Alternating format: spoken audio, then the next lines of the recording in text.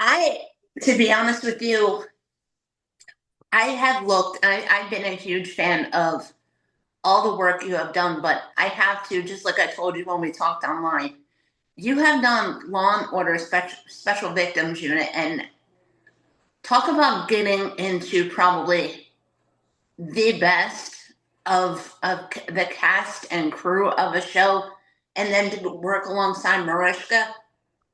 How was that? Please tell me she is as cool as she seems. That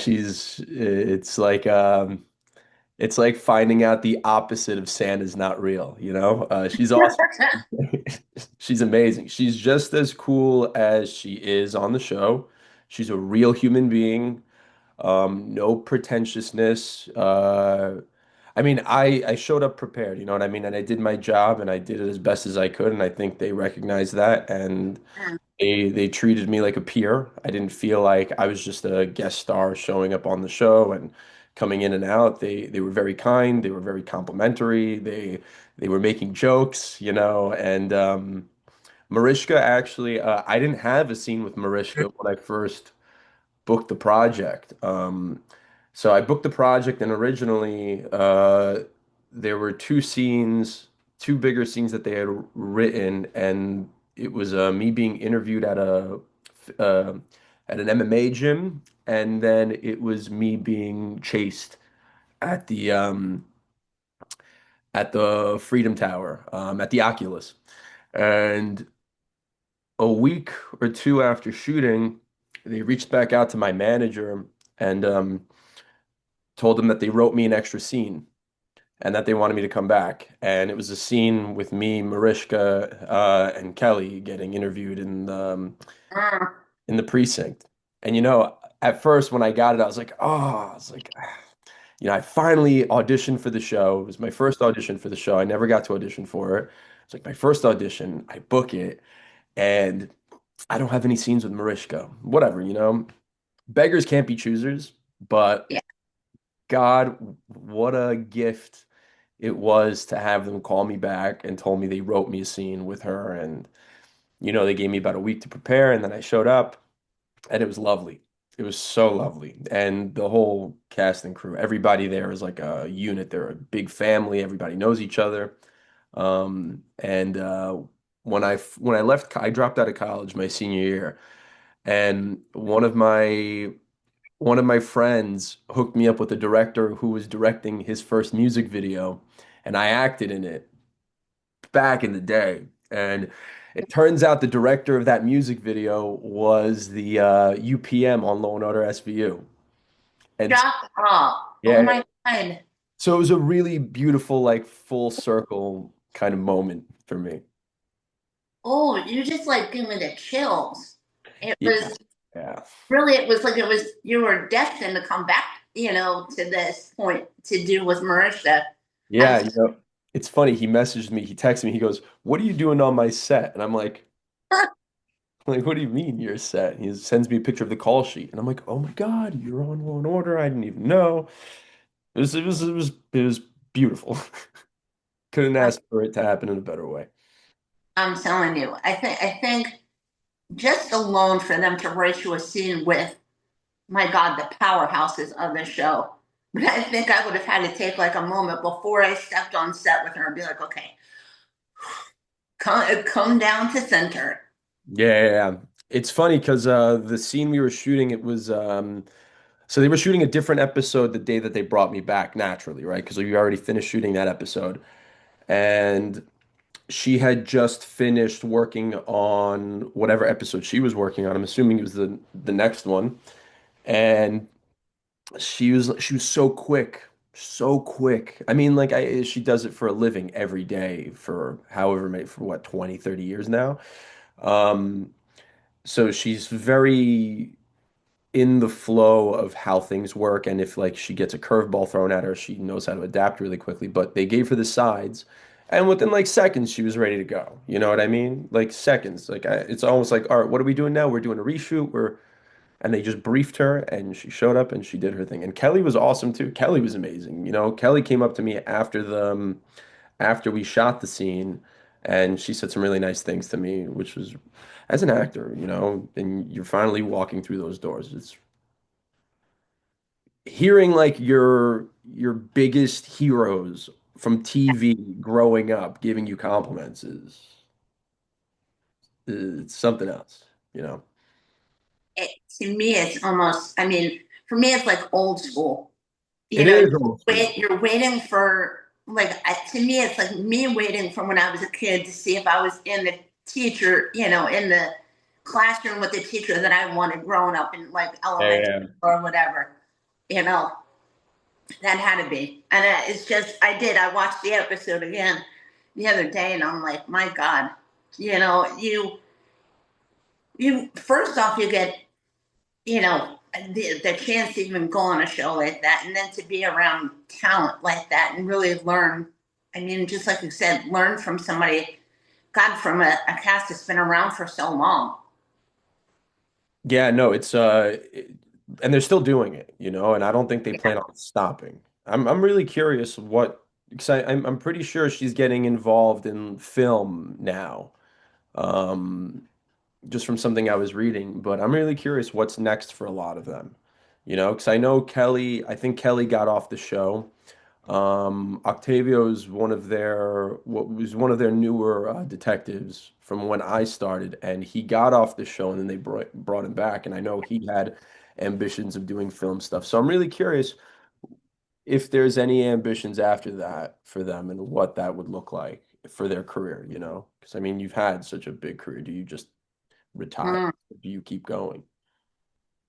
I want you to dive into how you got into acting because I've done my research on it, but I want you to explain how you got into that because I think your story is like the most poignant of any of the stories that I've ever heard from actors, how they, came across and figured out, okay, I want to do this thing. Yeah, yeah, yeah. I mean, it wasn't something that I thought was even a real job for a long period of my life. I mean, I'm an immigrant. I was born in Poland. My family moved here when I was 3.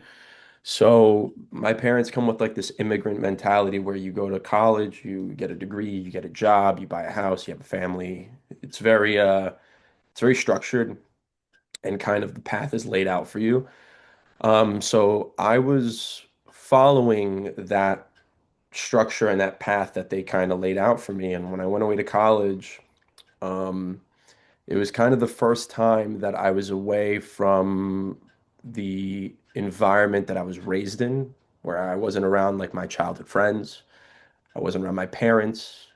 I was on my own figuring out who I was in relation to the world and how I thought and what I liked. And you know when I was away in college I started tampering with the idea of, oh, maybe this plan that my parents set out for me, or this plan that you know I thought was going to be my future, might not be my future. And Mhm. so I never really had a normal job. I had a really hard time holding a normal job, and I think I suffer from some form of ADHD. I think that's, most people. Yeah, there you go. And I couldn't really hold a normal job. I didn't, and not because I couldn't do it. It was because I like psychologically couldn't.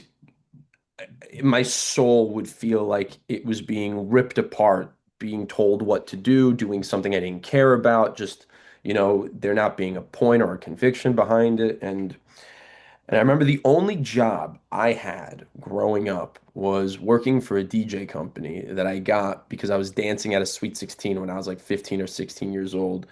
And I got asked if I, wanted to come work with them. And it was like a traveling circus. We did like Sweet 16s, bar mitzvahs. I roadied like weddings, corporate events, and then I got into DJing and I learned how to talk on a microphone. And so then I started entertaining just because it was fun. I never felt like I was trying to climb a ladder, or it was just, oh, these are things that I'm having fun doing. I never felt like I was working. And so that was my um, exposure to entertainment. And I've been doing that since I was 15. I still do it today.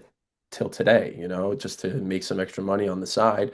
But I was DJing and I was emceeing and I was doing these private events and I was away in college and one of my teachers, I was given a presentation in an Italian class that I was taking. And one of my teachers suggested that I try an acting class. And she's like, you're really comfortable speaking in front of people. You don't really have those nerves. Maybe you should try this thing out. And at the time, I think I was a sophomore in college. And I tried to apply for a couple of the acting classes that the university offered. Mhm. Uh, but the head of the department, who I had to communicate with in order to see if I can, take some of those electives, told me Mhm. that because my curriculum is set up for pre-med, um, they wouldn't allow me into any of those artistic programs because they thought I was looking for an easy elective to just take and get an easy A on just so I can focus on my major. I was kind of upset because I was like, I was really interested in this. I kind of just wanted to see what it was. And they were very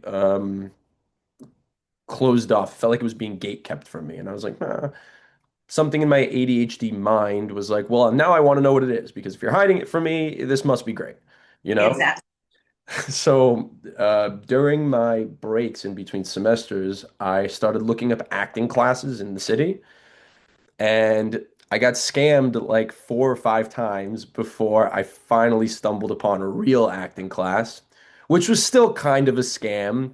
And then I met somebody there who was a teacher at Strasbourg and an old theater actor, and him and I decided to work together. And to make a long story short, he kind of showed me what the industry really was, what it meant to be an actor, what acting is.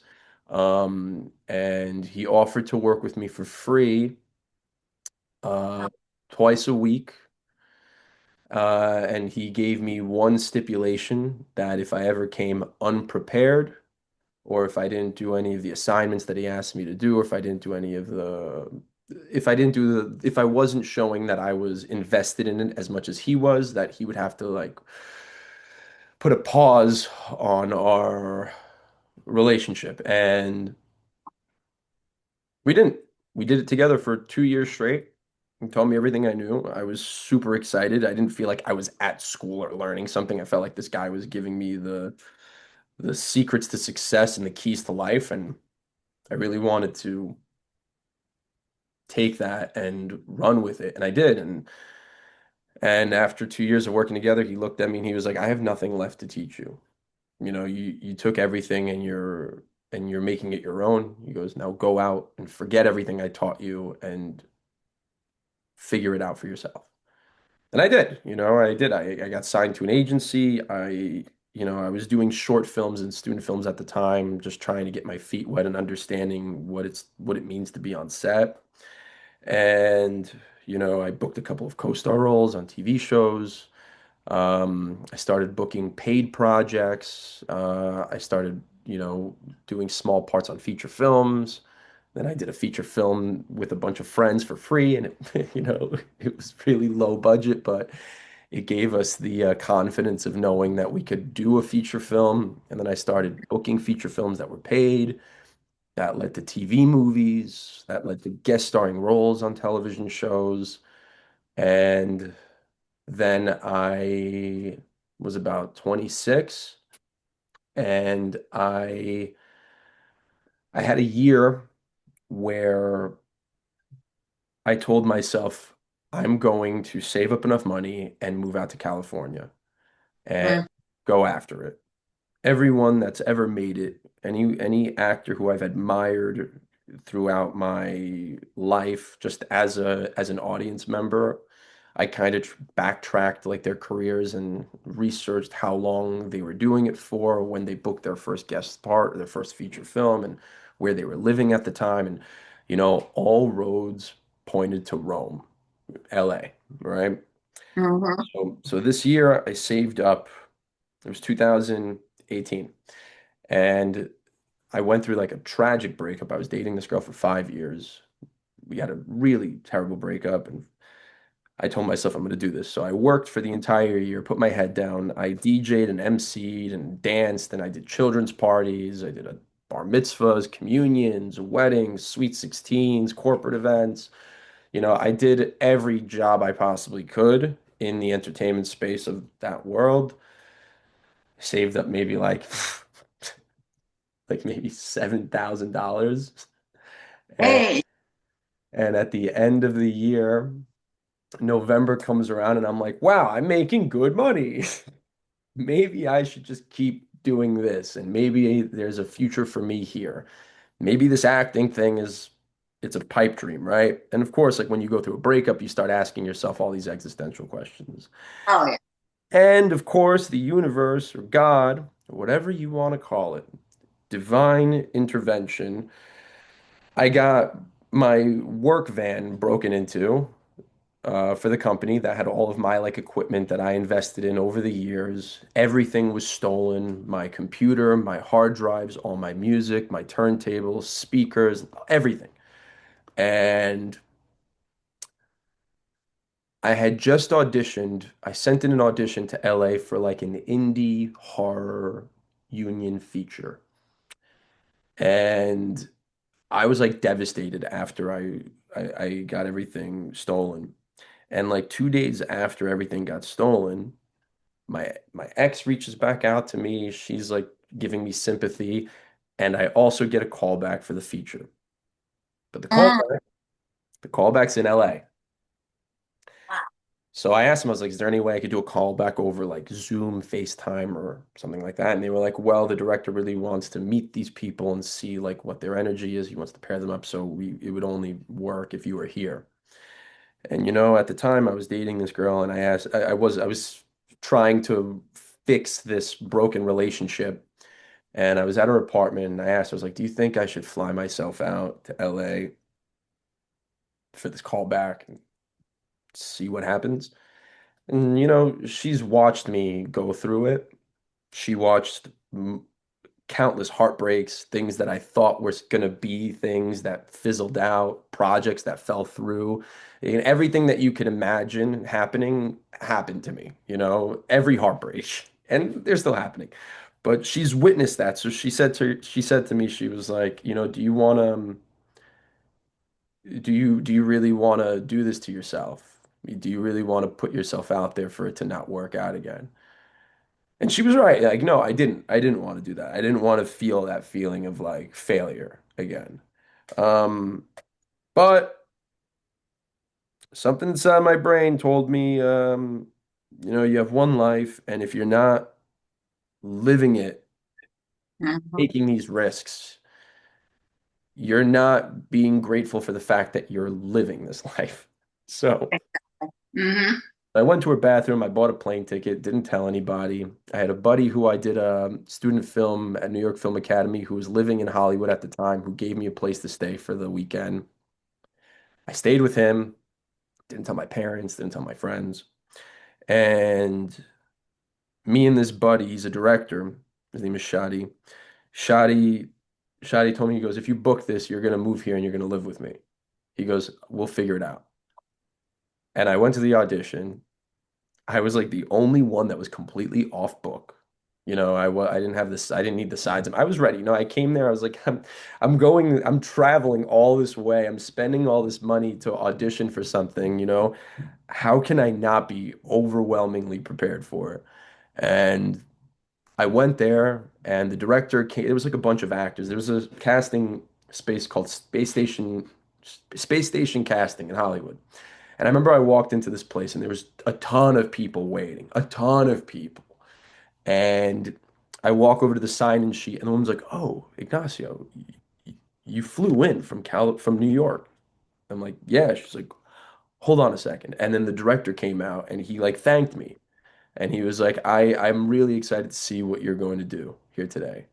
And like they said this all out and some of the actors came to me like, "You flew all the way from New York for this?" And in my head, I'm like, yeah, bitch, I'm gonna get this part. Are you kidding me? I didn't come here to fail. And And I did it, and the next day they reached out to me and they told me that I got the part, and I was over the moon. My buddy Shadi was over the moon, and 3 weeks later I moved out to California, and it was one after the other. While I was on that feature film, the other actors were on Actors Access applying for jobs, and I'm like, Mhm. why not apply for jobs? I should be focused on the next job too. And so I got invited to like this open call for a Lifetime movie, and it was my first Lifetime movie. I booked it, which was great. And then after that, I did a feature in Tijuana and in Mexico, and then I get booked a guest starring spot on a TV show for Stars called Vita. I got signed to an agency really quickly. I met a ton of people. Everyone was super helpful, and you know, it just it just goes to show that if you have an intention and you want something and you show the world that you're willing to take action despite being scared, there's like this safety net. There's like this net, this invisible net that exists underneath you and while you're walking this tightrope and you won't fail. It'll feel like failure, but you won't. When it really comes down to it, and I remember I was living like paycheck to paycheck. I remember I had a motorcycle that I bought myself with my DJ money, and I was gonna bring it out to LA. And I remember I was like, you know what? I don't need this. I'm gonna sell this. And I sold it for like 4 or 5 thousand bucks, and I used that to pay rent for a couple months while I was like holding myself off in between acting jobs. But the acting jobs that I was booking was enough to supplement my income so that I could live, so I could have a room in someone's apartment, so that I could just keep chasing the goal. And a buddy of mine that I used to PA with, because I was when I was in New York, I was trying to do anything to get just in the environment. So I was Yeah. driving trucks for a company called Optimum, who did like the Discovery recreation TV shows, like the true crime. Yeah. And I met a guy named Dario Caldana, who was an aspiring director. He did this beautiful short film that was like really well made, and I was like, I want to be friends with this guy. This guy wants to make art, and him and I became really close friends. And then when I moved out to LA, he reached out to his like childhood friends from OC who were working in the business, and he introduced me to a guy named Matt Copley, who was a UPM at CBS, and Matt started showing me around. He brought me to the studio. Matt invited me to the award shows. Uh, and Matt was just like such a good friend, such a good, and so many people who saw that I was just trying to go after it, and that I was taking all these risks and I didn't really have anything, were just there to help, and it's sent from God. These Mhm. are people sent from God. I'm convinced. And then COVID happened. And then COVID hit, and I had all this momentum, right? And then everything kind of stopped. But during COVID, there were a few people that were still risking it and making movies. And I worked on a few movies during COVID. I did a movie called Break Every Chain. It was a faith-based feature. Um, and that opened up a lot of doors for me because we did something for no budget and it ended up making a lot of money for the people that were on the producing end. And it got me a lot of exposure and it led to other projects. And so the momentum from that 1 year of taking such a scary risk at like such a low point in my life really paid off. And it's still paying off to this day. Just the business has changed dramatically since that. And now, I spent 10 years figuring out what is this business for the age before COVID. And Yeah. just when I figured it out, just when I think I figured it out, COVID happened and the whole game changed. And now I'm trying to reinvent and adapt to this new world and new forms of content. And just the way people are going about making things. You have to adapt because I'm sure you see it. Things are being recycled there's very few original concepts being made, and the ones that are being made are at the very, very top. So if you're not in with those players, Nope. you're kind of just trying to prove yourself so that you can be amongst those people and they see the value in your skill and they want to work with you, you know? So it's a little different now. But that was a really long-winded story, and I want to ask you questions because I feel like when you talk too much, you Yeah. know? Listen, I'm Italian too, so I like to talk. I get it. I get it. Yeah, yeah. Where are you But from? Donna, you're from the East Coast? Where on the East Coast are you? I I was born here in Florida. Okay. I moved up to Jersey, lived pretty much the majority of my life, and then moved back down to Florida 9 years ago. And Where in Florida? about not even 10 minutes away from Disney World. I used to live in Kissimmee. Shut up, that's where I live. I kind of figured that when you said 10 minutes away from Disney. Yeah, yeah. I was I was really young. We lived in Pensacola and then we moved well, we lived in Florida, then we moved to Pensacola, and we moved back to Florida. When we moved back to Florida, I was like 5 years old, 5, 6 years old in Kissimmee, about 10 minutes away from Disney World. Oh my God, what a small world. Yeah. Hmm.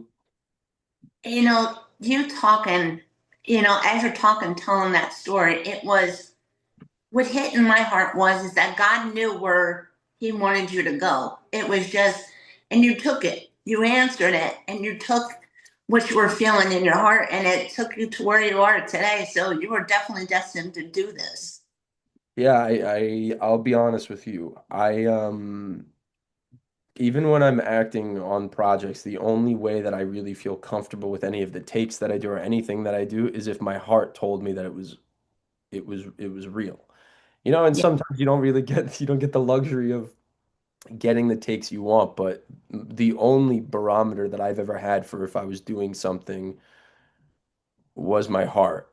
And there's been times where, even in my personal life, I can feel that I'm not acting from that place, and it yeah. it inevitably leads in a bad direction. And you know, I'm I'm 33 years now, and I think I've figured out that I should probably ignore everything that my brain is telling me and just listen to my heart because I it's never steered me in the wrong way. It's always gave me a richer life. It's always taught me more about myself, more about being a human.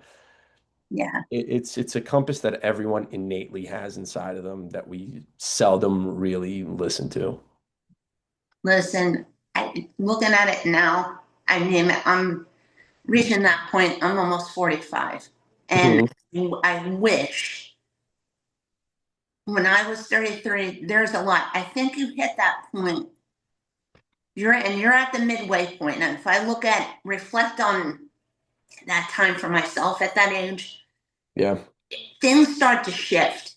You start to understand and realize, okay, it's not quantity, it's the quality that you want in your life.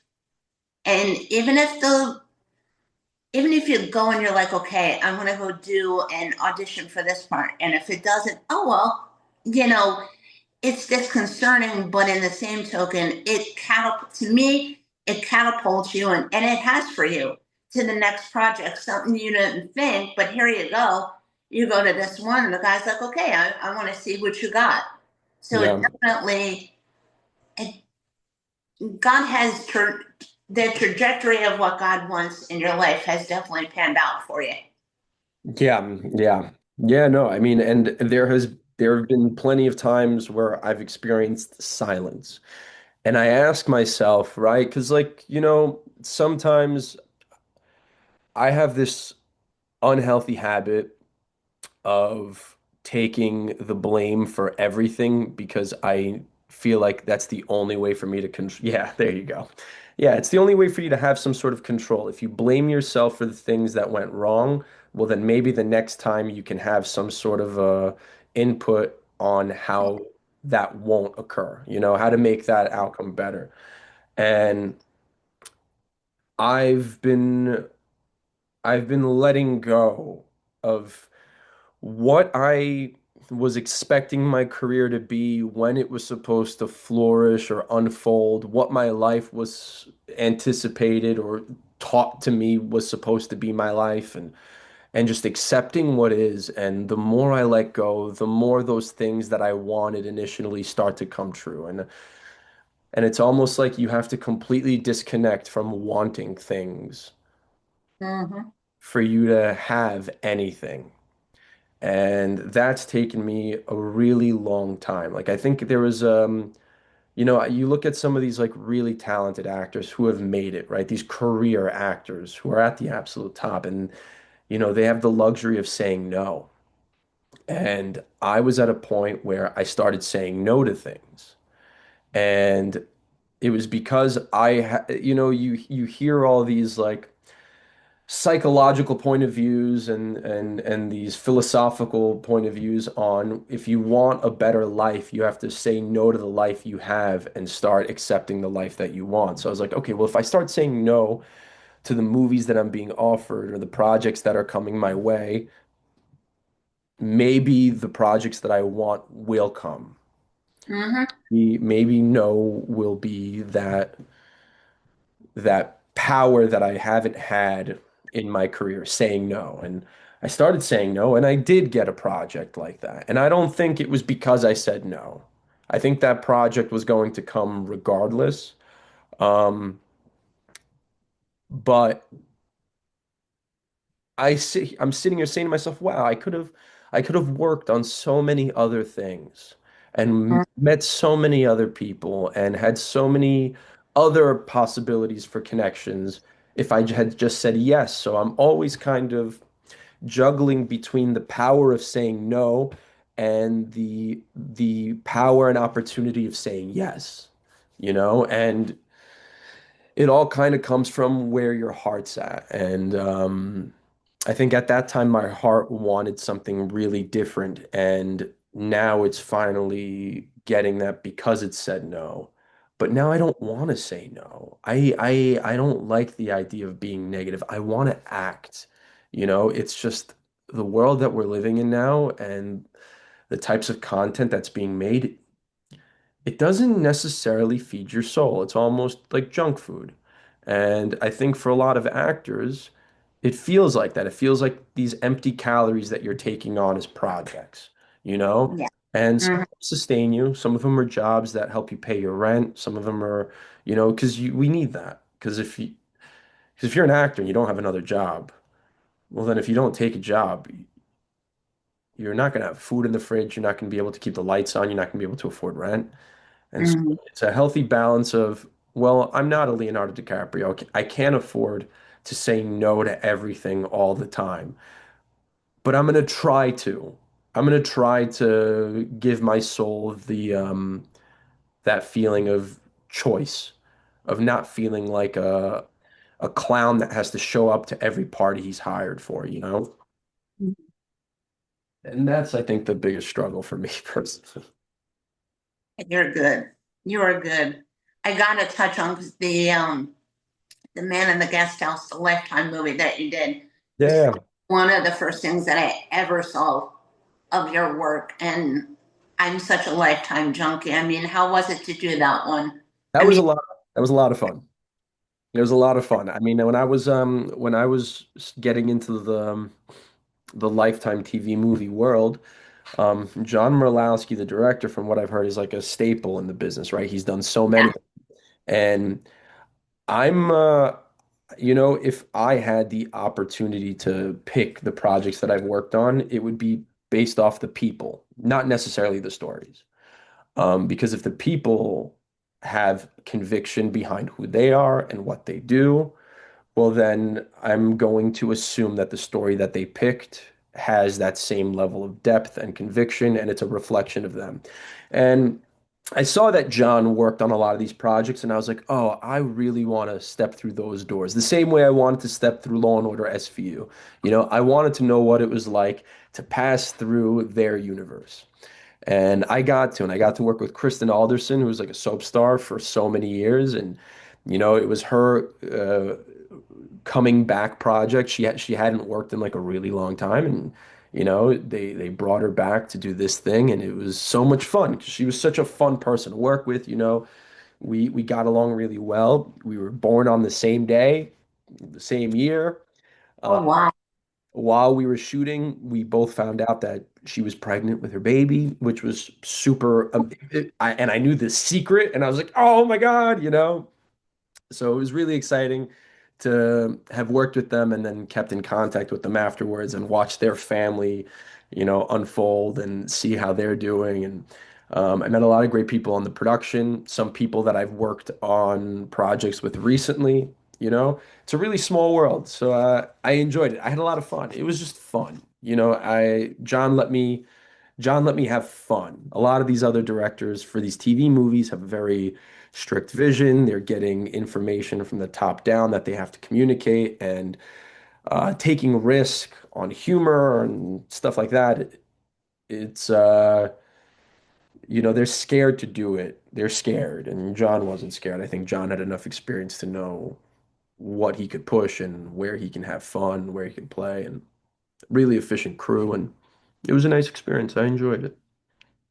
I see you more on Lifetime, even in like a creepy part, really creepy part. But and I have to. I was looking over your Instagram and I saw the Magnificent Bodyguard. I was like, I'm looking through all your part, and then I see like the Magnificent Bodyguard. I'm like, damn, Mr. Badass. Yeah, that was a fun one too. I'm I like, I is that want right? no, I wa- I that was that I had pure fun on that one. That one was fun for me. It was a ridiculous concept. A guy who's an action hero, but he kills people with quarters. I thought that was hilarious. And the team was really great. And now it's coming out, and it's really interesting. I You can tell how well something does based off like the engagement afterwards. And I've been Yeah, getting my phone's been going off constantly from that one. And I'm starting to ask myself, oh, are people really transitioning from television to watching things on their phone? Because now I'm seeing that you have a Lifetime movie come out and it's like the movie of the week or whatever. And it's like crickets, you know? You're not getting follows on Instagram. Nobody's messaging you saying they saw the movie. Maybe a friend here or there whose parents saw you will take a picture and send it to you. But with these verticals, there's a lot of people watching them apparently. A lot of people. And it translates. Like, yeah, I'm getting the feedback on my phone all day. I got a couple hundred new followers from that, and people sending me DMs saying they want to see more. And thank God this year's been busy because there's more to see. So I think it's a really great place to boost your platform and get a chance to work with more filmmakers and keep yourself afloat. Did you watch that one? Did you watch The Magnificent Bodyguard? I literally, when I watched it, I'm like, this dude, I feel like I'm watching like John Wick. I'm like Keanu Reeves with the quarters. I'm like, damn. That's what everybody was saying. Yeah, it was fun. You know what I mean? And look, a lot of these things, a lot of those verticals, from what I'm understanding, they shoot them like soap operas, right? So they're very time efficient. They shoot them within 12 days. That's Uh, it. and so like you're getting through a lot of content. So you're not necessarily focusing on like the artistry of like the shot or the movement, which for me, I say it this way, bees don't eat their own honey. It's not for me to view. It's not for me to digest. It's Yeah. for me to just go and make and kind of leave it at that. Um, but it's a different form of entertainment that people are watching. And I wanted to experience what that was like. And I see that there are some of these vertical platforms that are making more creative choices when it comes to their style visually. Hmm. But there is a very clear formula that they use that hooks people in, that gets them to watch these things. And I'm just starting to learn that quality isn't necessarily part of that formula for in terms of like visuals, because you're watching it on your phone, you know? Um, and I personally would like to work on things that have a balance of the two, right? Where visually it's striking and thematically it's entertaining and the performances have some sort of a depth to it, you know? Hmm. Because I noticed there was a scene where, you know, I gave them a deep performance and they chose the take that wasn't that. You know, Hmm. the very clear and like I'm here, I'm at service to the director, right? Because the director is pretty much the boots on the ground from the client or the studio or whoever it is that wants it to be a certain way.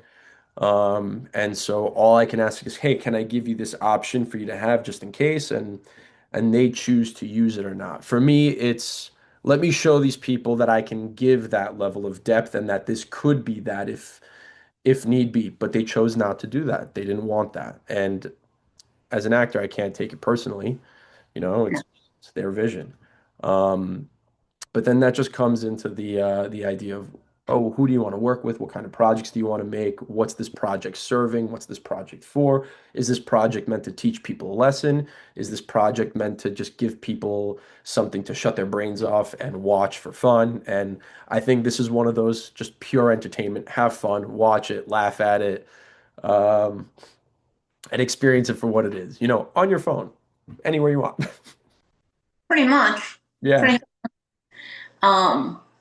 Donna, Yeah. let me ask you because you do a lot of these interviews and you meet a lot of people, and I'm assuming you do a lot of your own research. Have you been um, spending time in like the vertical space as well? Have you been diving into that type of content too? Yeah. I mean, I've done this. Oh God, almost 20 years. Hmm.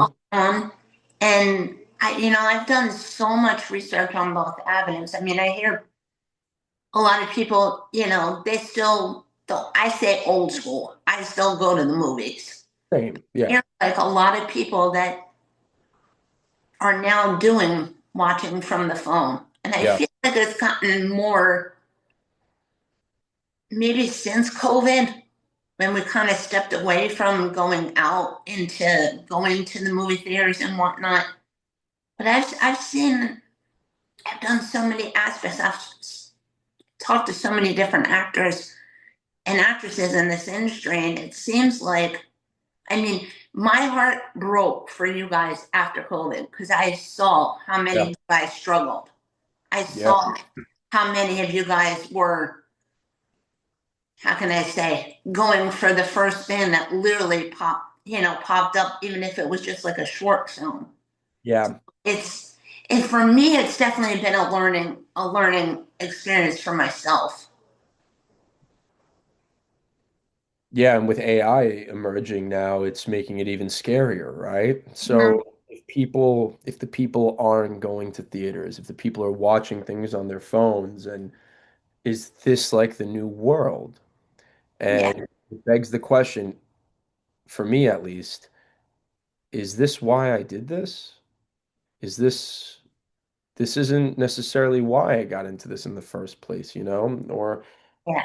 you know, I personally got into it because I can't see myself doing one thing for the rest of my life or feeling like I'm doing a job that I wake up and I loathe going to every morning. Like I want to be excited. I want to feel passion for it. I want to feel like I'm autonomously doing my job because of love for it, right? It's there's a purpose behind it.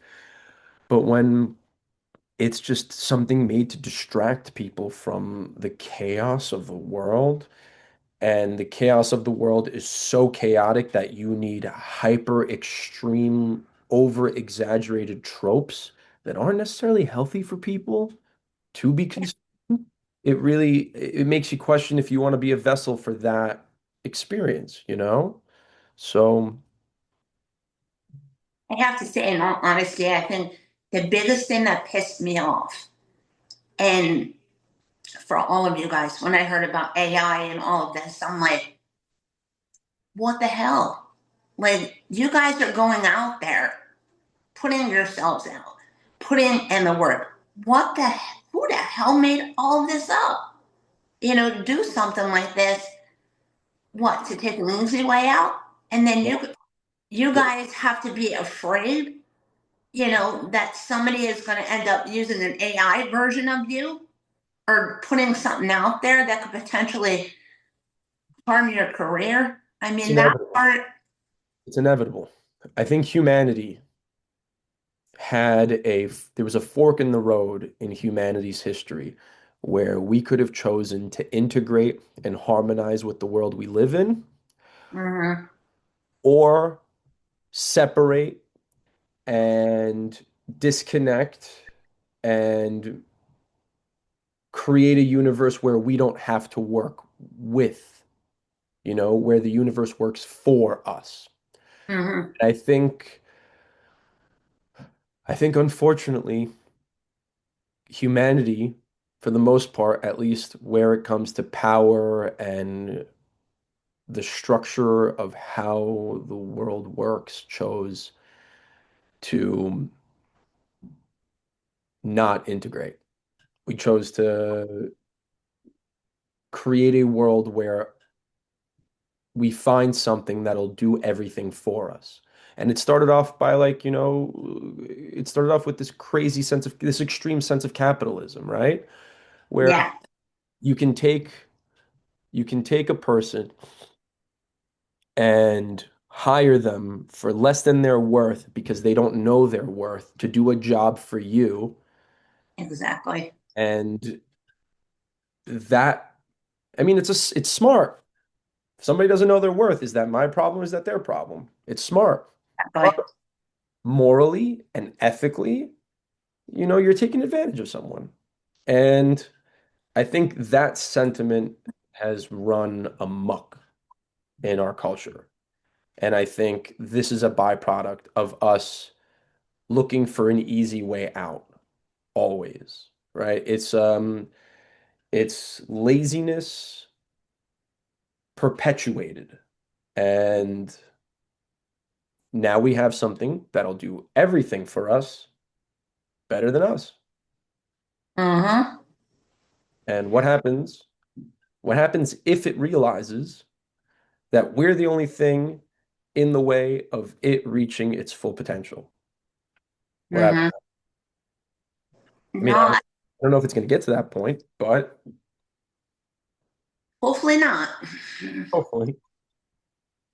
Well, you guys, do you have anything, in the works or potentially maybe in the works? Well, in the works. So I am back to what we were talking about, how, things are being made a certain way because of money backing it.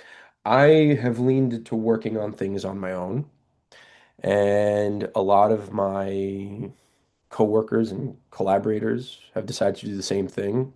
So there are a few people that I'm talking with to develop content with alongside.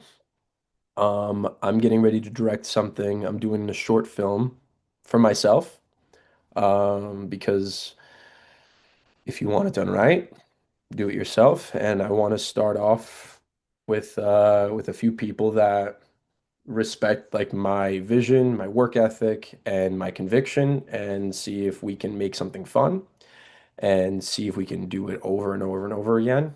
And I'm just trying to reclaim some power over my career because waiting for someone to give me a job is, I think I've waited too long in my career and I've depended too much on other people to give me work.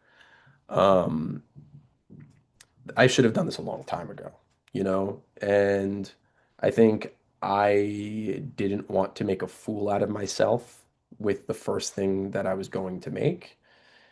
And so I wanted to learn as much as I could about every department, everybody's job, why people watch things, the types of things people watch, the types of things people celebrate.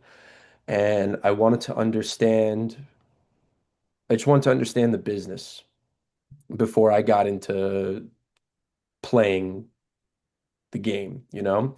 And so I'm developing that. I have a movie coming out in April that I am so excited for. Donna, I waited all my career to work on something that felt like a real movie. Do And we know like where it's gonna be dropped on, like what station? so they're doing a theatrical release first. Uh, and think it's a limited theatrical release. So meaning that it will be in theaters for maybe a month. And then Oh, it's yeah. and it's a Western that I did that's based on a true story called Medora. We shot that in North Dakota for 2 months. I had 3 months to prepare. So I got to prepare an accent.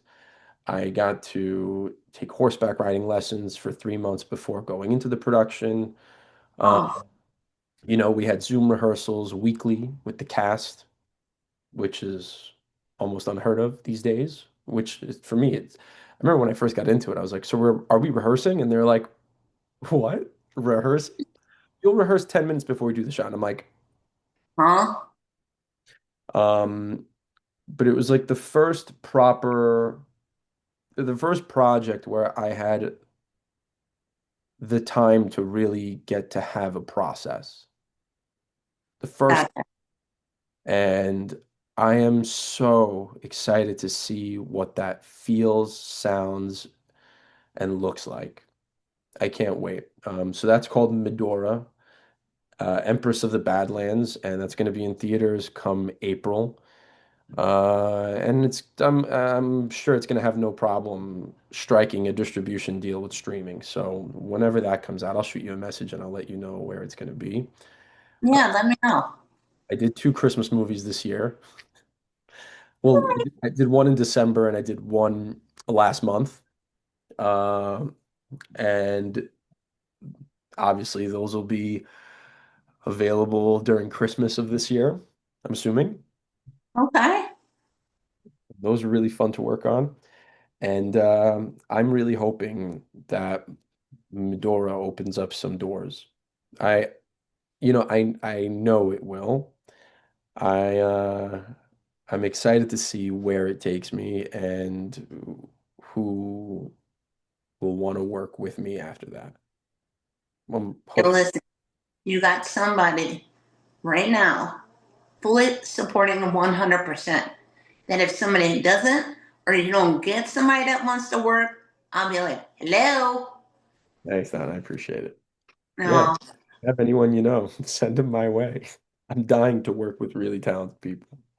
let me tell you something. I am behind you 100%. And I appreciate you, allowing me to dive deep because I've learned, like I told you in the beginning, I've loved your work and it's been such a joy to get to know the beautiful human behind all of it. So, and I have no question that you will be much more to come Thanks, Don. in this industry. It's really nice. I appreciate it.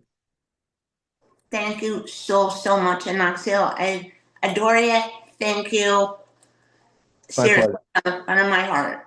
Anytime. And if you ever want to talk again, shoot me a message and we'll set it up. All right? Oh, we definitely will, because with these new Christmas ones, when they come out, you guarantee I will be like, we got to set up another chat. You got it. We will do that. You be well, love. You take care. Thank you so much. Bye now. Bye.